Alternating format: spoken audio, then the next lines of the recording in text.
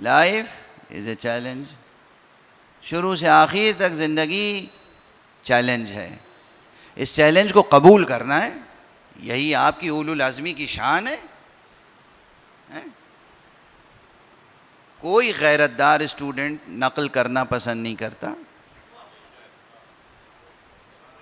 کوئی غیرت دار اسٹوڈنٹ، کوئی اچھا ذہین اچھا طالب علم امتحان میں نقل کرنا پسند کرتا ہے؟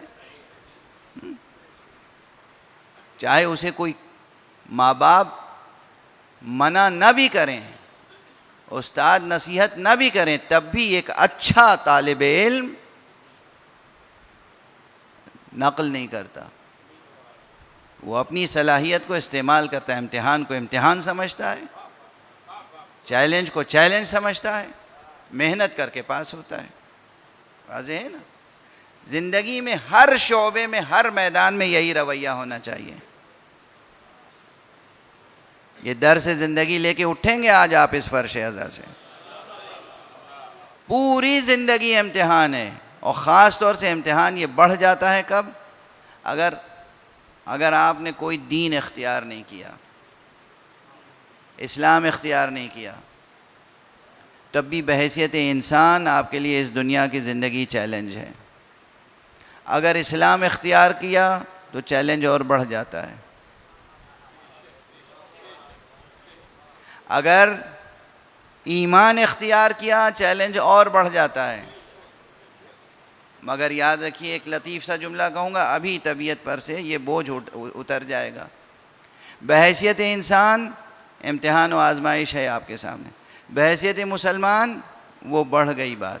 بحیثیت مومن اور بڑھ گئی سنگینی یا امتحان کی آزمائش کی. ایک طرف سنگینی بڑھی، دوسری طرف امکانات بھی روشن ہو گئے.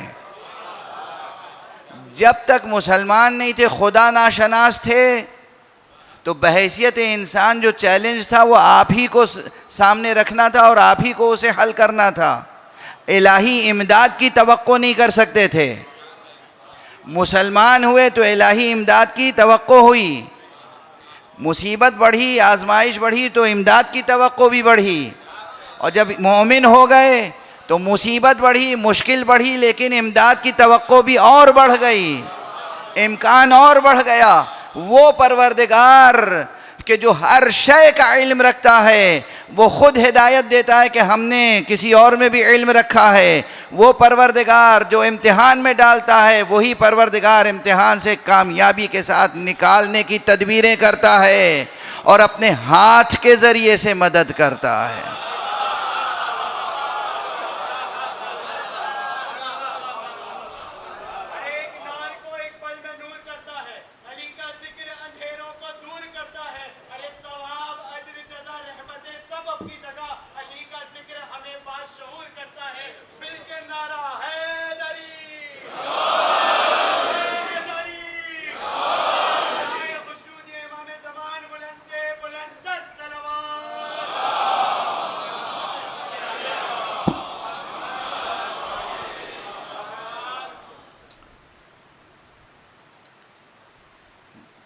موضوع تو بہت بڑا ہے، مگر اب سمیٹ رہا ہوں.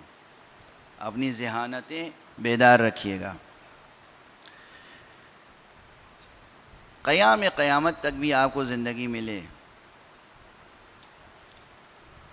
تو آزمائشیں سامنے رہیں گی یوں ہی، جوں کی توں. وہ لمحہ اس زمین پر اور اس آسمان کے نیچے آنے والا نہیں ہے جب انسان اور مسلم و مومن کے سامنے سے آزمائشیں ہٹ جائیں. غور سے سن لیا؟ اس زمین کے اوپر اور اس آسمان کے نیچے کوئی لمحہ آنے والا نہیں ہے ایسا جس میں آزمائش، امتحان، مصیبت، مشکل، دشواری نہ ہو. اور آپ میں سے ہر ایک کی زندگی میں خاص طور پر جو مشکلیں آتی ہیں اور مصیبتیں آتی ہیں، وہی اللہ نے اعلان کر دیا، ما اصاب من مصیبت الا باذن اللہ. کوئی مصیبت ایسی نہیں ہے کہ جو آپ کے پاس آ جائے بغیر اذن خدا کے.